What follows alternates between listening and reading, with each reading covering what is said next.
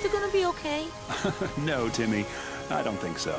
Hi, I'm Kitty Bunk, and I'm here to talk to you about Amphibia, or more specifically, their Christmas special, Froggy Little Christmas. To be honest, I was a bit apprehensive to review Amphibia once again. This mostly comes down to the fact that, well, I haven't been keeping up with it. I mean, I know where the plot's headed, stuff like that, but outside of the episode with General Yunan and Lady Olivia, I haven't actually watched it. After my Sasha review, I did try a couple more episodes, but I just sort of stopped. I did explain it so many eons ago, but Amphibia seems like it has a lot of potential. It's just way too slow for somebody like me. And whenever I watch an episode, I can barely remember what happens, or I start to feel bored. Again, not every episode makes me feel that way, but there were more downers than uppers. I don't know why though. I love SU, even if the show was super duper slow. And Gravity Falls, it felt that way until we met Bill. Maybe Amphibia just isn't for me. Plus, a lot of your comments saying season 3 at present isn't so good sort of turned me off. I mean, I want to binge watch shows like Kim's Convenience or Dexter, but if you hear a show gets terrible, it kind of makes you not want to watch it. Anyhow, that's a discussion for another day. I want to do a part 2 for my Sasha video, and likely a Marcy video, so I'm just gonna keep trying. However, I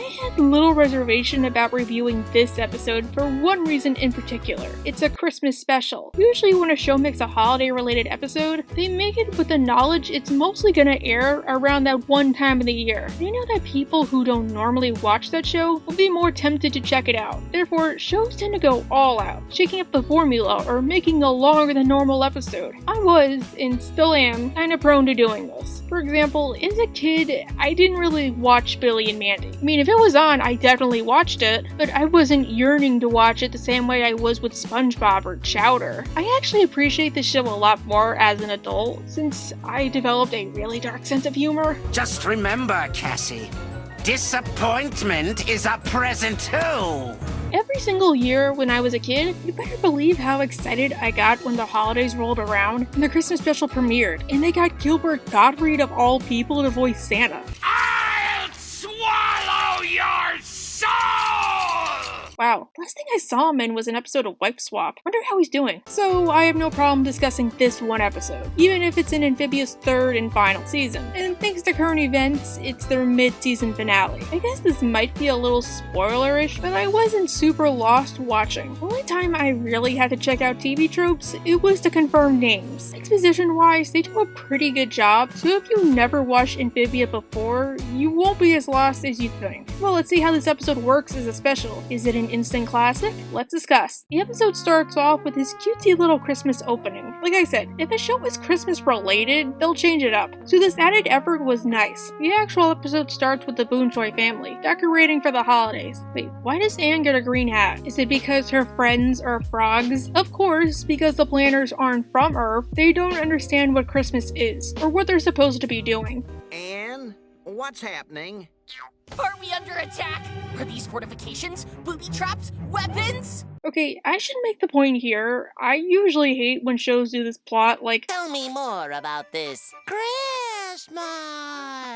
Winx Club turned me off to it. It almost always feels cliche. Excuses to shoehorn in more corporate Christmas messages. At least with SpongeBob, the joke was Sandy only gave a general rundown. Here, I don't mind it. It's no Christmas Who, but it's still pretty enjoyable. Anne's mom learns about a Christmas parade opening. See, Anne's mom always had a dream to ride in a parade float, since it would be the best chance for them to advertise their restaurant. For some reason, she doesn't take it. As much as I would love a Tycho float, it would draw way too much attention to us. Free frog from another dimension parading in front of all of LA? Even in disguises, that's hardly keeping a low profile. I mean, she isn't wrong, but I have something to add that might upset a couple people. I don't think Anne's mom's voice fits her. I mean, I know it's the creator's mom. I'm not trying to insult her, but the voice just seems kind of out of place. Like, it sounds way older than Anne's mom. Your heart was in the right place, and that's what Christmas is all about. Anne's dad, it fits just fine, but the mom, it took a while to get used to. Anne, feeling remorse, goes upstairs to try and set things right. Whoa! Plot twist! Anne, what are you doing?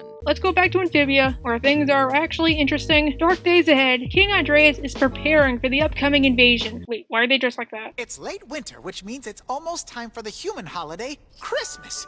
Marcy told us about it. Okay, that makes sense. As part of the spirit of the holidays, Andrias' soldiers got him a special present. Wow! Cute. For such tiny legs, you three sure move fast.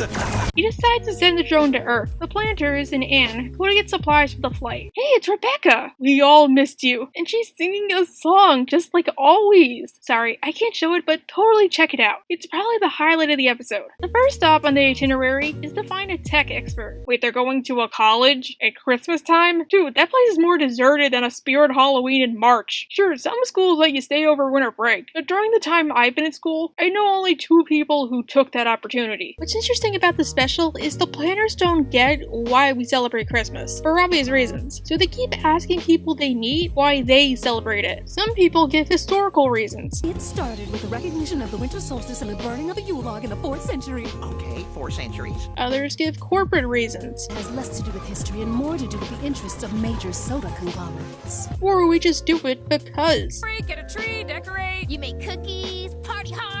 Strangely, nobody mentions the J word. Hey, I'm not religious, but if SU fit all those references into one episode, I thought Amphibia somehow would too. I guess Disney wouldn't let them. Just be careful when you're tying lights to the tree. If you get the voltage wrong. I mean, couldn't they always buy a tree that comes with lights? My family did that one year. Interested in learning the history of mistletoe? It's a not-so-jolly tale of monarchic betrayals and bloodshed originating in the early 13th century. This lady and General Union would be best friends. This reminds Hop Hop of a similar Amphibia tradition. It sounds like Swamp Hollow's Eve, but without the ritual sacrifices. Okay, I really wanted to see this. I know Amphibia is Cerebus land thanks to King Andrias, but couldn't they also be celebrating this around the same time? Maybe giving certain parallels? And why do they make sacrifices? Oh hey, it's Rebecca again. They put the float together, and it starts to go pretty well. Ah, just a typical Christmas.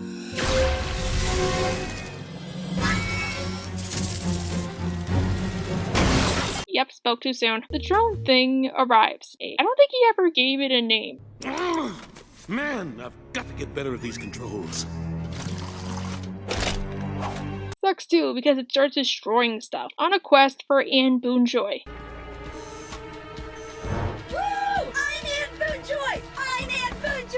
Okay, that was funny. And could you hold up one of those Looney Tunes signs while you're at it? Something that felt strange to me when I watched the episode was Andrias. He traveled dimensions. He's been to our planet. How does he not know what Christmas is? Not to mention, one of his most prized warriors and current meat puppet would likely mention the C word to him at some point. I mean, she told the guards. I guess his mind was rusty because the memory does come flooding back to him. Oh yeah, I remember this holiday. Glowing trees, nut smashers, red-suited jolly man with a beard. He even gives him the courage to go into a Santa costume. Aw, it's also sweet, right? Wait! You didn't even get to open your presents! Ooh, Mr. X isn't gonna like this. Maybe this episode is more plot relevant than I'm giving it credit for. Thankfully, the family is able to fend them off, and we get one more scene with King Andrias. That was pathetic.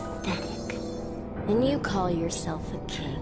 Whoa, Marmar's awesome. None shall stand. Not Anne, not Earth, not anyone. So, wow, it's really gonna be their darkest hour. Thankfully, there is a silver lining, in a sense. Look, it's snowing.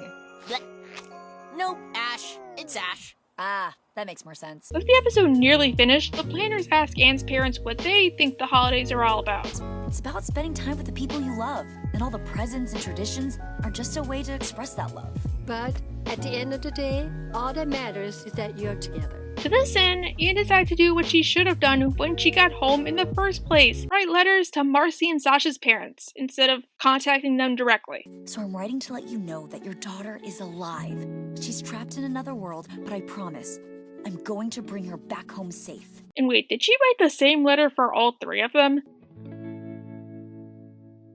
Wait. Sasha'S parents have 2 different letters. That means they're divorced. Was it a bitter divorce, or is it like Tulip'S parents? There's another reason why I've been training so hard. To protect the one person I know I can count on right now. You. That explains a lot. In Amphibia, Sasha never really seemed to worry about going home. I really wanted to know what Sasha's home life was like. I hope the show goes into more detail about it before it ends. So that was A Froggy Little Christmas. Is it the best special ever? Well, no. It's pretty enjoyable though. If you want more Christmas specials or Disney specials, totally check it out. It might not be the best thing ever, but I promise you won't be disappointed.